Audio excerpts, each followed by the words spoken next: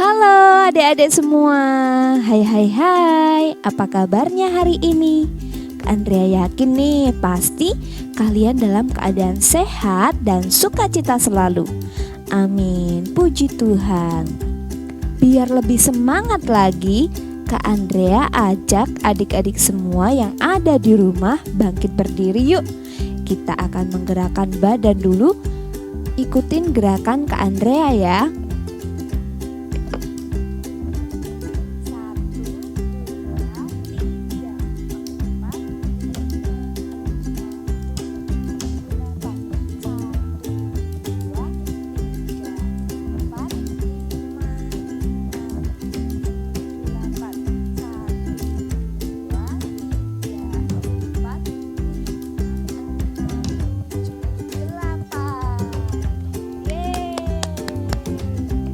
Wah, hebat ya adik-adik semua. Keren-keren semua nih gayanya. Di situasi seperti sekarang ini, Kak Andrea ajak kalian untuk sering-sering berolahraga ya. Menggerakkan badan dan tubuh kita supaya tetap sehat dan bugar. Oke?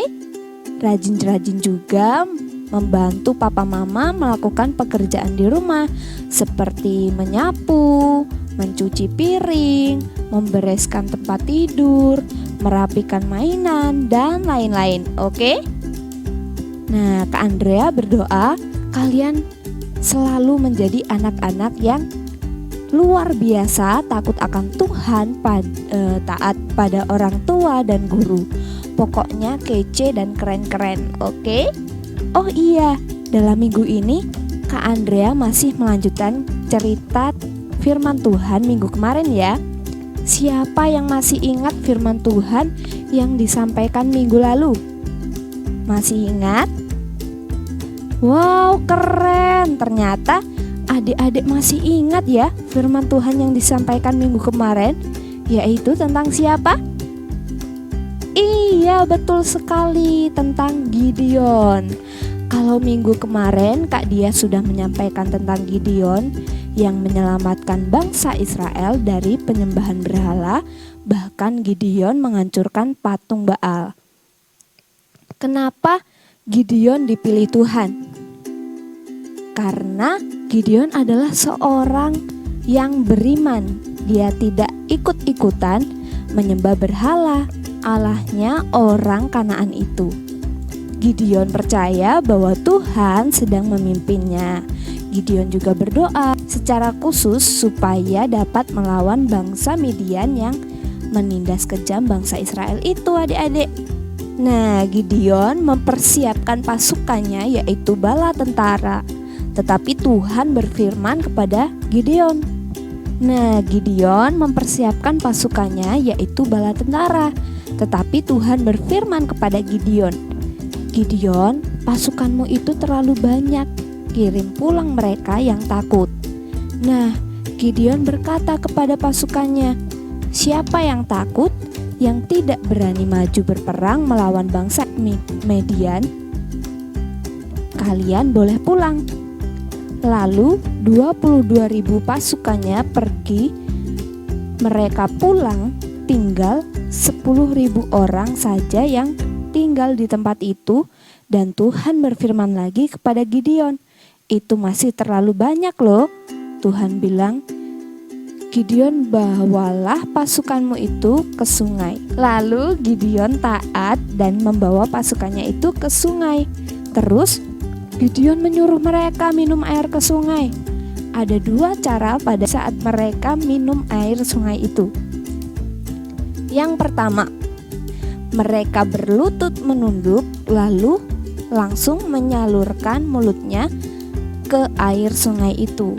Yang kedua, mereka mengambil air dengan tangan dan menghirup air itu dari tangannya.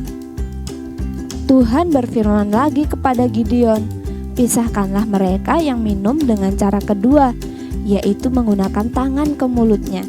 Kata Tuhan, mereka inilah adalah orang-orang yang waspada terhadap musuh.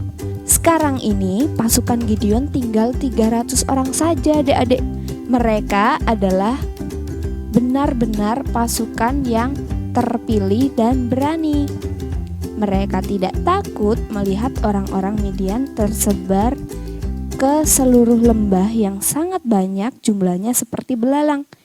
Nah, Gideon ini menunggu sampai malam tiba, yaitu dia memberikan kepada setiap orang pasukannya yang 300 itu sangkakala dan sebuah buyung dengan suluh di dalamnya.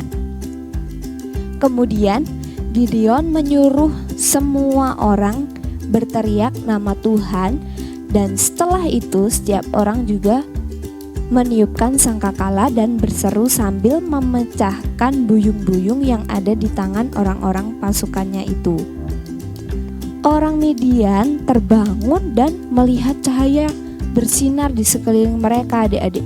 Lalu mereka panik dan ketakutan. Mereka lari saling bertubrukan, adik-adik, dan mulai melarikan diri meninggalkan tempat itu.